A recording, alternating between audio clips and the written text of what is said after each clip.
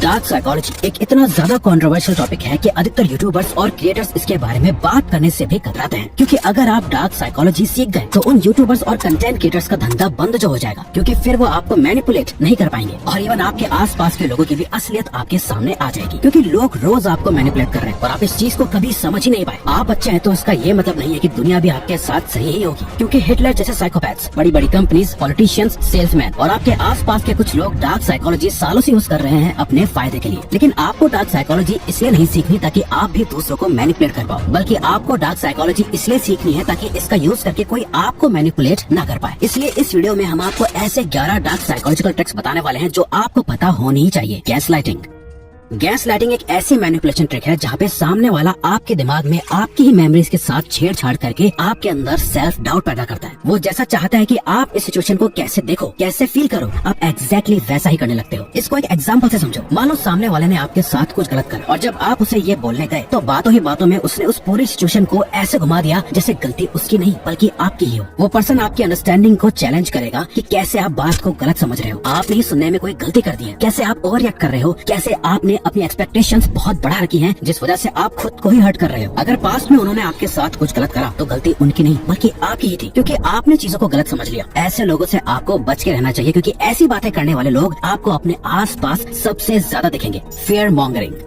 लोगों में डर फैलाकर अपना काम निकलवाना एक बहुत ही कॉमन डार्क साइकोलॉजिकल ट्रिक है। ये हिटलर के टाइम से चली आ रही है। जैसे उसने मीडिया और प्रोपेगेंडा का यूज करके ज्यूज को जर्मनी का सबसे बड़ा खतरा बना दिया था, लोगों के बीच ज्यूज का डर फैला दिया और लोगों को अपने वश में कर लिया और वो जैसा बोलता गया लोग मानते गए। ये चीज आज भी बहुत कॉमन है। पॉलिटिशियंस इसका यूज करते हैं। बड़ी बड़ी कंपनीज किसी एक चीज का डर फैलाकर आपको अपना प्रोडक्ट बेचने की कोशिश करती है। एक बॉस अपने एम्प्लॉयज पे डर बना के रखता है कि उसकी जॉब कभी भी जा सकती है। एक रिलेशनशिप में लोग सामने वाले पर डर बना के रखते हैं कि वो उन्हें छोड़ देंगे। जहाँ लोग आपको डरा के कोई काम करवाना चाह रहे हो तो समझ जाओ कि वो डर झूठ है और वो बस आपका फायदा उठा रहे हैं। लव बॉम्बिंग, इस ट्रिक को सबसे ज्यादा रोमांटिक रिलेशनशिप्स में यूज करा जाता है। यहाँ एक पर्सन स्टार्टिंग में इतना ज्यादा प्यार दिखाता है कि वो अपनी बातों से, एक्शन से, गिफ्ट्स और सरप्राइजेस से सामने वाले पे लव बॉम्बिंग करता है। इतना ज्यादा अफेक्शन शो करता है कि सामने वाला भी उससे प्यार करने लगता है और जब उसे समझ आता है कि विक्टिम अब उसके कंट्रोल में आ गया है, उसे इसकी आदत हो चुकी है, तो वो लव बॉम्बिंग को कम कर देता है, जिससे कि सामने वाला उसी चीज के लिए तरसने लगता है कि ये मुझसे पहले जैसा अफेक्शन क्यों नहीं शो कर रहा। उसके अंदर एक सेंस ऑफ रिजेक्शन आने लगती है और वो उस मैनिपुलेटर की काफी सारी अनएथिकल बातें मानने लगते हैं और वो मैनिपुलेशन का शिकार बन जाते हैं। इसलिए जब भी कोई स्टार्टिंग में आपके साथ बहुत ही ओवरली स्वीट हो तो समझ जाओ दाल में कुछ काला है। सोशल प्रूफिंग,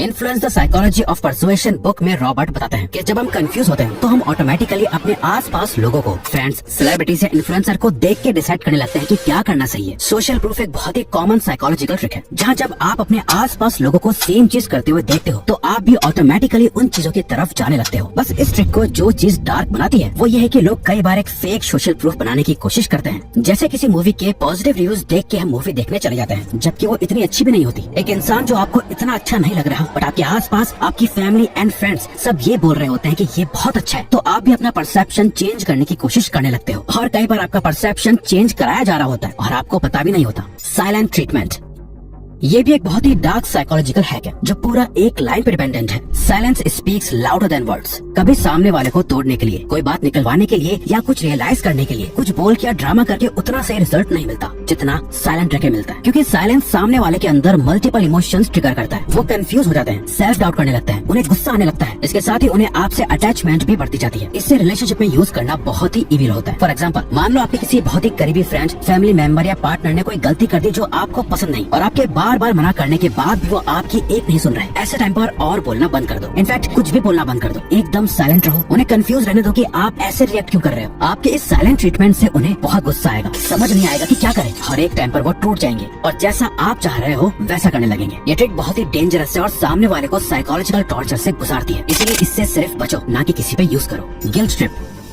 यहाँ पे सामने वाला आपकी किसी पिछली गलती या मिस्टेक को बार बार याद दिला के आपको गिल्ट में डालता है, जिससे कि आप एक वल्नरेबल स्टेट में आ जाते हो और सामने वाला जैसा चाहता है आप मजबूरन वही करने लगते हो। फॉर एग्जाम्पल, आपका पार्टनर आपको कहीं घूमने जाने के लिए कन्विंस कर रहा है पर आप वहाँ जाना नहीं चाहते, तो वो आपको समझाने के बजाय ऐसे वर्ड्स यूज करे, तुम तो कभी मेरे साथ कहीं नहीं जाते, लास्ट टाइम भी हम कहीं नहीं जा पाए थे, मैं तुम्हें पसंद नहीं हूँ, इसलिए मेरे साथ तुम्हें कहीं जाना अच्छा नहीं लगता। ऐसी बातें बोल के वो आपको गिल्ट में ट्रैप कर रहे होते हैं, जिससे कि आप अपनी मर्जी से, अपनी खुशी से उनकी बात ना मानो तो कम से कम गिल्ट में आके उनका कहा मान जाओ। फोर्स टीमिंग, ये मैनिपुलेशन का एक ऐसा तरीका है जिससे सामने वाला पर्सन आपको अपने साथ जोड़ लेता है और आप कुछ कर भी नहीं पाते। इसे प्रोफेशनल लाइफ में आप बहुत इजीली नोटिस कर सकते हो। आपका बॉस आपको आके एक लंबी चौड़ी स्पीच दे कि कैसे हमारी कंपनी एक बहुत बड़ी मुसीबत में फंस गई है, जो अपने साथ एक अपॉर्चुनिटी भी लेके आई है, जिसमें हम सब साथ हैं, है ना? आप कहोगे हाँ, बस यही आपका बॉस कहेगा कि इसीलिए इस संडे को भी हम सब मिलके काम करेंगे, ऑफ नहीं लेंगे। इस तरीके से आप फोर्स टेमिंग का शिकार बन जाते हो। ये ट्रिक आपका दोस्त, पार्टनर, कलीग कोई भी यूज कर सकता है, जहाँ वो अपनी प्रॉब्लम को ऐसे प्रेजेंट करते हैं जैसे वो आपकी भी प्रॉब्लम है। ऐसे लोगों से जरा बच के रहें। चॉइस रेस्ट्रिक्शन,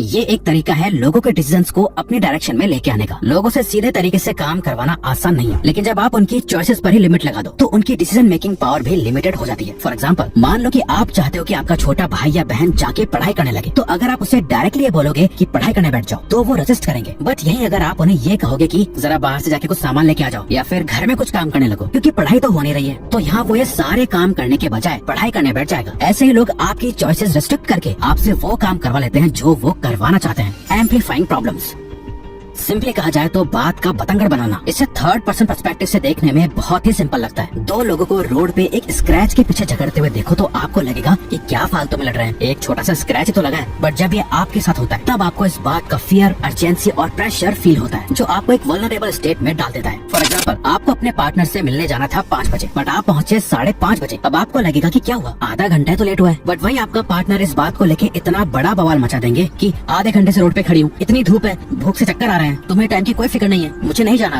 अब आप वल्नरेबल हो चुके हो और इस बात के पूरे हाई चांसेस है कि अब आप पूरे दिन अपने पार्टनर की बातों को चुपचाप मानने लगोगे। गो स्लाइटली रॉन्ग, लोग आपसे बातें छुपाते हैं, कुछ ना बोल के या बातों को इधर उधर घुमाकर, पर जब उन्हें उस बात से अलग कुछ कहा जाए तो उनके अंदर आपको करेक्ट करने की एक नेचुरल इच्छा होने लगती है। जैसे फॉर एग्जांपल, मान लो आपके एक कलीग ने अभी अभी जॉब से रिजाइन करा है। अब आप ये जानना चाह रहे हो कि उसने किस कंपनी में अप्लाई करा है, तो डायरेक्टली पूछने से वो शायद जवाब ना दे, तो आप कुछ इस तरह पूछते हो, मैंने सुना तुम इंडिया से बाहर जा रहे हो? नहीं, इंडिया से बाहर नहीं, यही काम करूंगा। कहाँ? दिल्ली? नहीं, बैंगलोर। बैंगलोर में क्या स्टार्टअप ज्वाइन करा है? नहीं, ऐसे ही कंपनी है। कौन सी? गूगल? नहीं, इन्फोसिस। इसे ही गो स्लाइटली रॉन्ग कहते हैं। सेल्फ अबेसमेंट, मैनिपुलेटर को जो चाहिए उसे पाने के लिए वो कई बार सेल्फ अबेसमेंट का यूज करता है, यानी खुद को नीचा दिखाने लगता है। ज्यादातर टाइम इसका यूज करा जाता है लोगों का ट्रस्ट जीतने के लिए, माफी मांगने के लिए या फिर रिलेशनशिप्स को स्ट्रॉन्ग करने के लिए। जब हम खुद की इंसल्ट करते हैं, किसी और के सामने खुद को नीचे दिखाते हैं, तो वो अपने आप सुपीरियर फील करने लगते हैं, जो उन्हें अच्छा फील कराता है। जैसे फॉर एग्जाम्पल, आपका पार्टनर आपसे नाराज है, आपकी किसी भी बात को वो मान नहीं रहे, यहाँ सेल्फ अबेसमेंट काम आएगा। मैं बहुत बुरा हूँ, पता नहीं कैसे मैंने ये गलती कर दी, मैं कितना भी कोशिश कर लूँ हमेशा चीजें बिगाड़ देता हूँ। बस 2-4 ऐसी लाइन मैनिपुलेशन के लिए काफी होती हैं। फीमेल्स भी इस ट्रिक का यूज करके खुद को हल्का सा डाउनग्रेड करती हैं, जिससे कि बदले में उन्हें बहुत सारे कॉम्प्लीमेंट्स मिलने लगते हैं।